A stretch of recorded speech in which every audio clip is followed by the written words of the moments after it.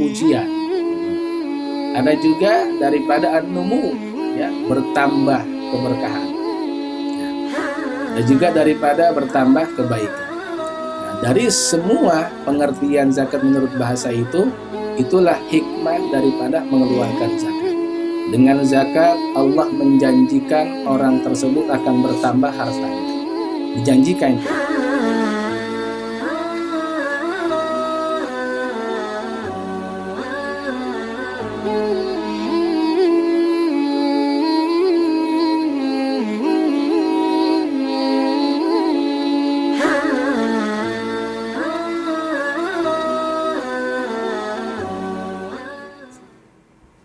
Assalamualaikum warahmatullahi wabarakatuh. Waalaikumsalam warahmatullahi wabarakatuh. Viewers, ngaco ngabuburit ala Indoposko, program dari Indoposko Channel dimanapun Anda berada.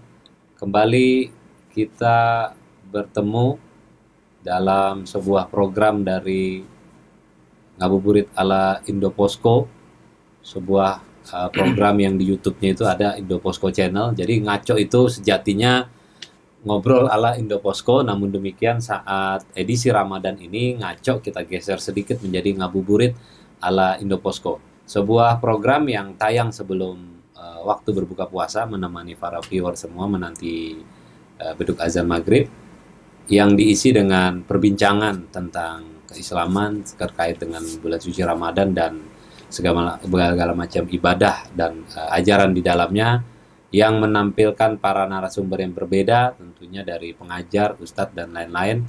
Yang pada kesempatan kali ini kita kedatangan seorang pengajar, seorang ustadz. Ini sahabat saya juga, Bapak Ustadz Haji Muhammad Nur Karim MA. Assalamualaikum warahmatullahi wabarakatuh. Waalaikumsalam warahmatullahi wabarakatuh. Alhamdulillah. Pak Ustadz Nur Karim ini adalah pimpinan Majelis Taklim Al-Ghonna di Cakung, Jakarta Timur. Betul. Beliau juga dosen di Sekolah Tinggi Bahasa Asing Dinamika Tambun di Kota Bekasi. Betul. Dan beliau ini sahabat saya, rasanya lama juga nggak jumpa kita ya, Ustadz. Sempat mengenyam pendidikan yang sama, di tempat yang sama, kemudian beliau melanjutkan studi di luar negeri, tepatnya di negara Yaman saat itu. Dia bareng-bareng dengan saya saat sanawiyah, lalu sekarang jadi seorang pengajar, dan hari ini akan menemani viewers ngaco dimanapun berada untuk mendengarkan perbincangan kita di program ini. Pak Ustadz, hari ini kita akan berdiskusi, kita akan sharing ilmu kepada viewers ngaco ngabuburit ala Indoposko tentang zakat fitrah. Kenapa demikian? Karena zakat fitrah zakat fitrah merupakan kewajiban yang harus dijalankan saat bulan suci Ramadan. Tentunya kita tahu kalau zakat yang lain-lain itu bisa juga di luar Ramadan. Nanti Pak Ustadz bisa cerita soal itu, bisa dari sudut manapun, mukodimah langsung ke inti, pokoknya apapun Pak Ustadz tentang zakat fitrah. Silakan Pak Ustadz Nur Karim, saya panggil Pak Ustadz Nur Karim. Silakan Ustadz Karim. Assalamualaikum warahmatullahi wabarakatuh. Waalaikumsalam. Alhamdulillah wassalatu wassalamu ala Rasulillah Sayyidina Muhammad bin Abdillah wa ala alihi wa sahbihi wa mawala, amma ba'd. Terima kasih Bang Rahman yang telah memberikan kesempatan dalam waktu yang penuh dengan keberkahan, kemuliaan di bulan yang penuh berkah, bulan yang dinanti diharapkan oleh setiap umat Islam. Itulah bulan Ramadan. Terutama insya Allah pada pertemuan kita kali ini kita bahas daripada perkara yang begitu penting juga dalam bulan Ramadan sebagai penyempurna ibadah puasa Ramadan, yaitu mengenai masalah zakat fitrah. Sebab dijelaskan oleh baginda Rasulullah SAW, saumu Ramadan mu'allakun baina samai wal ar illa bi zakatil fitri. Bahwa puasa Ramadan itu pahalanya masih bergantung antara langit dan bumi, kecuali dengan mengeluarkan zakat fitrah. Jadi sangat disayangkan sekali kalau kita berusaha menyempurnakan ibadah puasa Ramadan kita, namun kita nggak mengeluarkan zakat fitrah. Ini yang menghalangi ibadah kita tidak diterima oleh Allah Subhanahu wa Ta'ala. Oleh karenanya, tentu kalau kita membicarakan masalah zakat fitrah yang merupakan kewajiban setiap umat Islam yang dijelaskan oleh baginda Rasulullah Sallallahu Alaihi Wasallam, farada Rasulullah Sallallahu Alaihi Wasallam zakat al-fitri ala kulli muslimin, bahwa Nabi kita Muhammad Sallallahu Alaihi Wasallam telah mewajibkan daripada mengeluarkan zakat fitrah untuk setiap orang Islam. Oleh karenanya, karena zakat fitrah menjadi kewajiban, maka salah satu program ataupun kegiatan yang pertama kali dilakukan oleh Sayyidina Abu Bakar Siddiq saat beliau menjabat khalifah setelah baginda Rasulullah SAW adalah memerangi orang-orang yang tidak mau mengeluarkan zakat fitrah. Karena sebagian mereka berpendapat bahwa zakat itu wajib dikeluarkan hanya di masa Rasul. Ketika Rasul meninggal, maka nggak ada lagi kewajiban zakat. Nah, disitulah beliau memerangi mereka-mereka sehingga perintah zakat fitrah ini terjadi sampai hari kiamat. Oleh karenanya, zakat ini kalau kita melihat dari tinjauan Al-Quran, ini selalu beriringan, berdampingan dengan perintah sholat. Ya, dengan kalimat yang berbeda-beda, diantaranya Allah mengatakan aqimus sholat wa atuz zakat. Ya. Dirikan sholat, keluarkan zakat. Dalam firman yang lainnya daripada perintah Allah kepada Nabi Isa alaihissalam, wa usani bis sholati waz zakati madumtu hayya. Allah perintahkan kepadaku untuk melaksanakan sholat dan mengeluarkan zakat. Nah, berdasarkan ayat tersebut bahwa perintah zakat ini ternyata perintah yang sudah terjadi zaman dahulu, bukan hanya di zaman Rasulullah Sallallahu Alaihi Wasallam, termasuk seperti perintah sholat. Nah, hanya saja yang membedakan dari sisi caranya. Seperti ibadah sholat dahulu tetap diwajibkan umat dahulu. Ada yang diwajibkan salat Johor saja, salat Asar saja. Nah, ketika di zaman Nabi Muhammad semua diwajibkan subuh sampai isya. Nah, termasuk zakat pun sama. Dahulu diwajibkan mengeluarkan zakat umat terdahulu. Nah, namun ada yang diwajibkan zakat harta saja tanpa zakat fitrahnya. Ada yang diwajibkan zakat perniagaan saja. Nah, inilah daripada perintah Allah Subhanahu wa Ta'ala. Nah, kenapa perintah zakat itu berdampingan ibadah sholat? Karena ini yang menggabungkan antara hablum minallah wa hablun minanas. Hablum minallah, hubungan dengan Allah. Dengan cara apa? Dengan cara melaksanakan ibadah sholat. Semakin banyak mereka sholat, semakin rajin sholatnya, semakin dekat kepada Allah Subhanahu wa Ta'ala. Tentu kita dalam hidup bermasyarakat pun harus dekat dengan manusia. Gimana caranya? Itulah salah satunya Allah perintahkan daripada mengeluarkan zakat agar terjalin hubungan yang harmonis sesama manusia. Nah, pemirsa yang dirahmati Allah Subhanahu wa Ta'ala, selain kita membicarakan dari sisi Quran hadisnya, sejarahnya juga, yang lebih terpenting daripada zakat fitrah ini adalah kajian fikihnya. Yeah. Nah, dari sisi fikih ini, zakat ada dua definisi. Ada dari sisi etimologi, bahasa, dan juga istilah para ulama-ulama. Nah, adapun zakat menurut istilah bahasa dari kajian bahasa Arab itu ada 4 makna. Ada zakat lugatan at-tathhir, pembersihan. Nah, at-tathhir namanya itu ya. Ada juga al-madahu, pujian. Ada juga daripada an-numu, ya, bertambah keberkahan. Nah, ada juga daripada bertambah kebaikan. Nah, dari semua pengertian zakat menurut bahasa itu, itulah hikmah daripada mengeluarkan zakat. Dengan zakat, Allah menjanjikan orang tersebut akan bertambah hartanya. Dijanjikan itu. Ya, tidak akan berkurang harta daripada zakat maupun sedekah. Yang kedua, dengan mengeluarkan zakat, orang akan terpuji di hadapan Allah, di hadapan manusia, terpuji dia.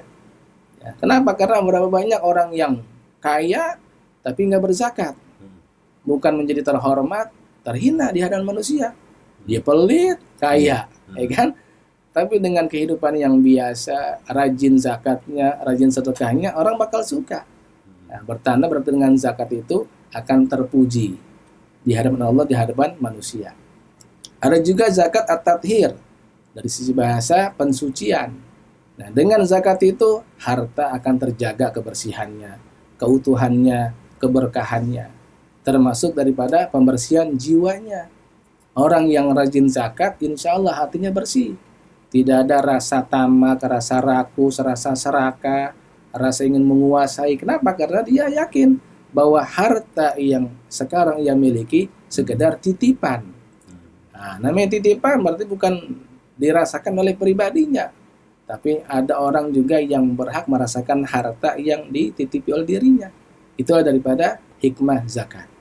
Nah, adapun dari sisi kajian waktu, ya, bahwa zakat kan terbagi dua itu. Yang tadi sudah dibuka oleh Bang Rahman, ya, ada zakat mal, ada zakat fitrah. Nah, apa perbedaan keduanya itu? Kalau zakat mal, umumnya itu persyaratan yang paling pokok hanya dua, yaitu haul dan mencapai nisab. Nah, dengan mencapai nisab itulah seseorang wajib mengeluarkan zakat malnya. Di antaranya zakat emas dan perak. Mencapai nisab itu apa? Ukuran. Batas ukuran yang ditentukan oleh syariat.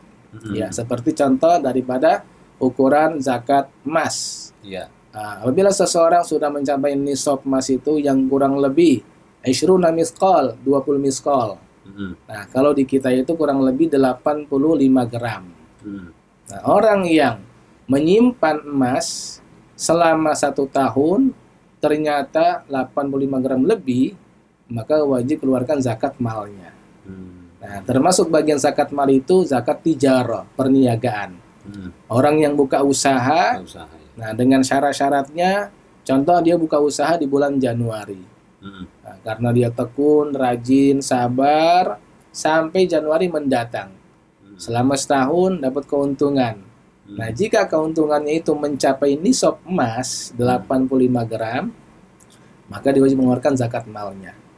Nah, itulah yang namanya zakat mal, hanya 2 syarat yang lebih pokok daripada nisab dan haul. Nah, karena syaratnya nisab dan haul, maka kapanpun wajib dikeluarkan, nggak harus di bulan Ramadan.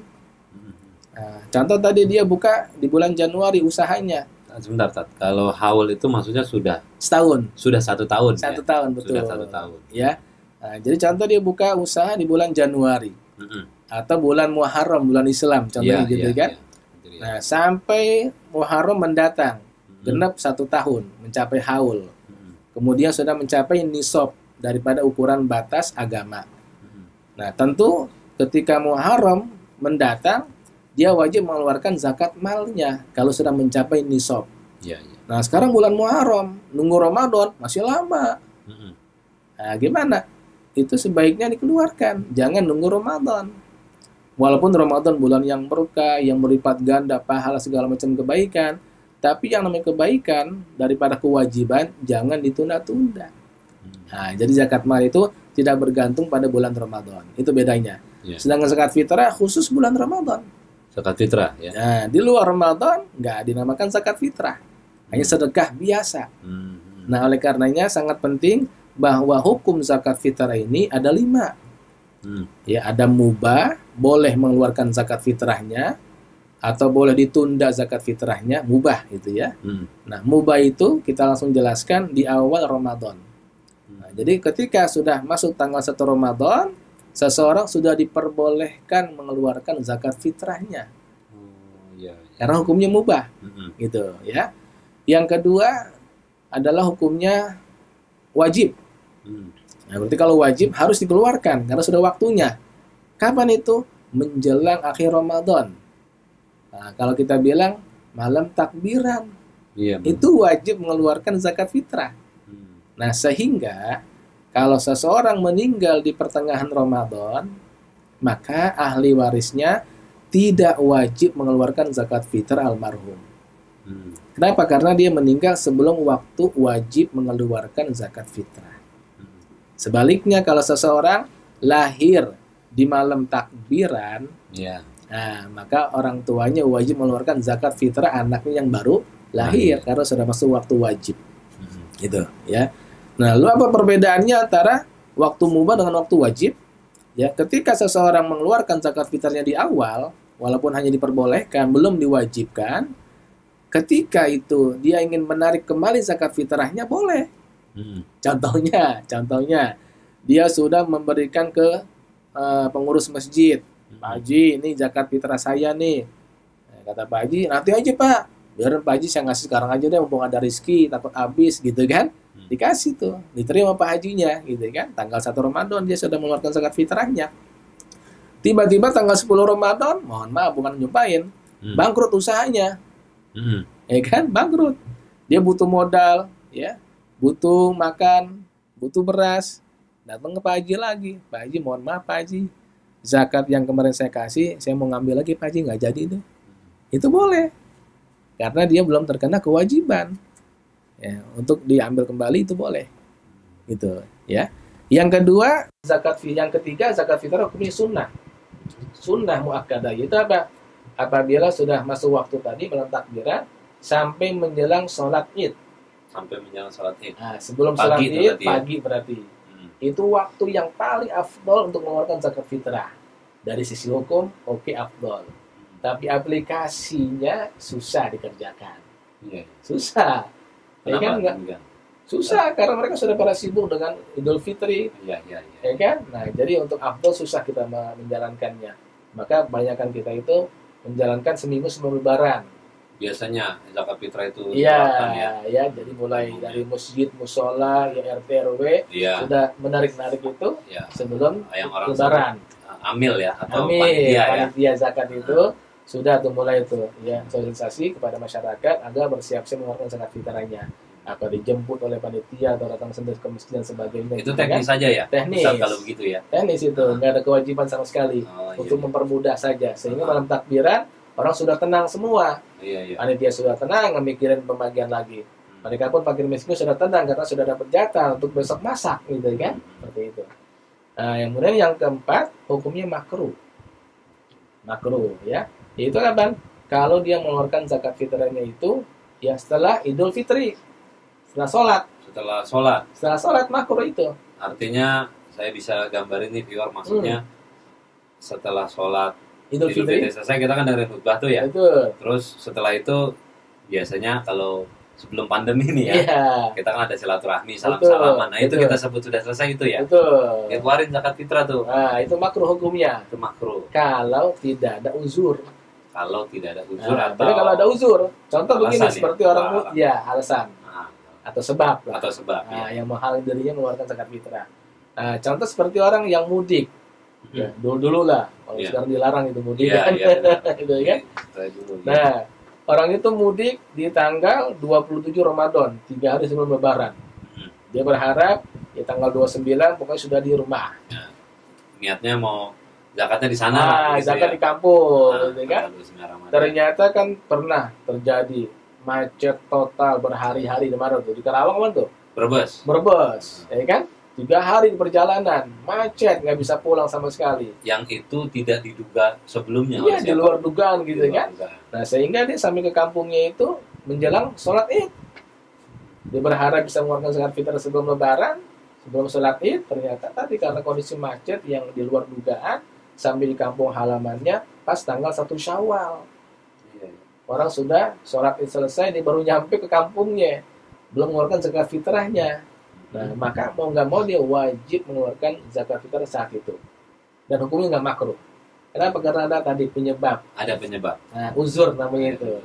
Nah, beda kalau dia sengaja ditunda-tunda. Ntar aja. Sampai begitu sholat baru ngeluarin. Itu hukumnya makruh. Gitu. Yang terakhir, yang kelima adalah hukumnya haram. Nah, kalau sudah melewati tanggal 1 Syawal. Ya. Itu batasnya adalah menjelang maghrib. Contoh tanggal 1 hari apa nih? Senin contohnya. Senin tanggal 1 Syawal Lebaran. Dia mengeluarkan malam Selasa.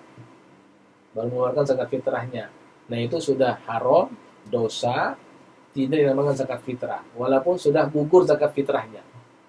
Apapun alasannya. barangkali dia lupa. Nah, kalau uzur tadi lagi-lagi kalau ada uzur, ada sebab, nggak ada Makruh masalah. tadi ya. Makruh tadi sama seperti itu. Nah, jadi segala makruh dan haram itu kalau tidak ada uzur itu yang dosa ataupun yang dilarang. Itu mungkin maksudnya yang haram tuh dengan kesadaran penuh kali Ya, Dia sadar kalau harus memakan langsung aja zakat. tunda-tunda gitu kan, Menunda. antar aja gitu kan. Tapi jarang terjadi lah. Iya, iya. Gitu. Nah, itulah yang sangat penting. Nah, kemudian juga pembahasan cara mengeluarkan zakat fitrah itu. Apakah sekedar kita memberikan kepada fakir miskin atau harus melalui perantara panitia zakat? Ya, nah ini tergantung. Kalau ada seseorang yang sudah punya kebiasaan memberikan zakat tersebut kepada orang miskin, orang fakir, yang sudah jelas-jelas statusnya sebagai miskin, itu afdolnya langsung diberikan tanpa perantara panitia zakat. Asalkan tidak menimbulkan fitnah. Iya, iya. Kadang ya terjadi fitnah. Panitia sudah keliling, tiba-tiba pasti ditagih, Pak zakat Pak, saya sudah kasih orang miskin yang lain. Nah, itu sekarang timbul fitnah. Iya, iya, iya. Nah, makanya kita melihat kondisi lah.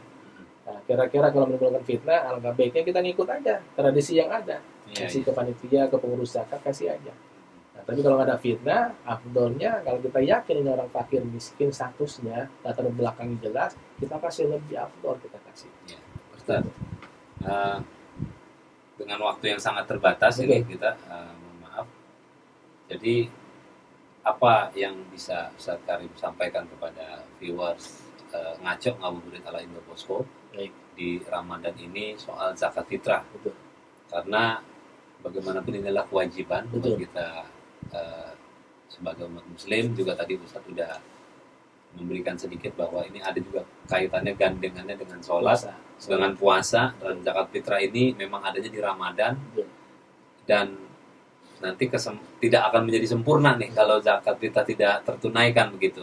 Apalagi ya kita ini tempatnya lupa, khawatir, konsentrasi terus di puasa, Betul. ibadah Ramadan, ada satu kewajiban kita yang kita kelewat. Nah, ini saya pikir harus Pak Ustadz berikan pengetahuan ke viewer apa yang mesti dilakukan di Ramadan ini terkait zakat fitrah. Baik itu juga apa yang diberikan gitu, maksud saya teknisnya tuh zakat fitrahnya apaan begitu kan? Dia mau kasih uangkah atau misalkan beras, karena umumnya masyarakat Indonesia mengkonsumsi beras. Silakan Ustaz, sebagai sekaligus penutup.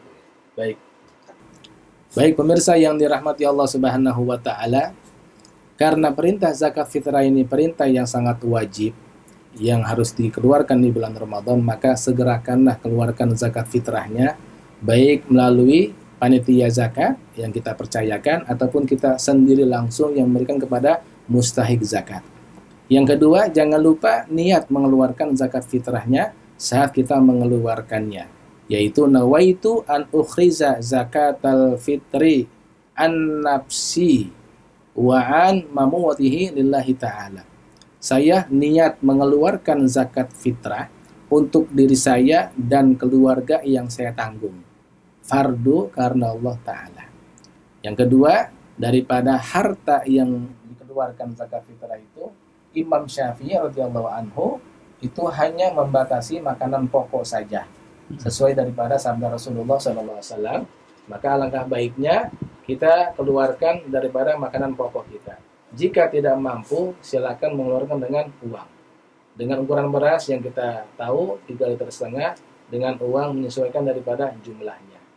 Oleh karenanya kita berharap mudah-mudahan dengan zakat fitrah kita, puasa Ramadan kita diterima Allah Subhanahu wa taala. Amin ya rabbal Amin ya alamin. rabbal alamin. Terima kasih Ustadz Muhammad Sama-sama, Karim Bang Rahman, atas sama-sama. sharing ilmu pengetahuannya terkait zakat fitrah. Mudah-mudahan viewers Ngabuburit ala Indoposko ngaco dapat memahami dan menerapkannya dan tidak lupa untuk segera menunaikan, termasuk diri kita nih semua di sini. Betul, sama-sama. Menunaikan zakat fitrah agar sempurna puasa Amin, ibadah amin, Ramadan amin. kita tahun ini. Viewers Indoposko Channel, program Ngabuburit ala Indoposko ngaco dimanapun berada, demikianlah akhir dari perbincangan kita kali ini. Atas nama kru yang bertugas pada hari ini mengucapkan terima kasih atas segala perhatian. Selamat menantikan waktu berbuka puasa, dan pada lain kesempatan nanti kita akan bertemu kembali. Terima kasih Pak Ustadz. Sama-sama. Nanti lain waktu kita dapat berjumpa kembali. Insya Allah. Amin. Akhirnya kami akhiri. Assalamualaikum warahmatullahi wabarakatuh. Waalaikumsalam warahmatullahi wabarakatuh.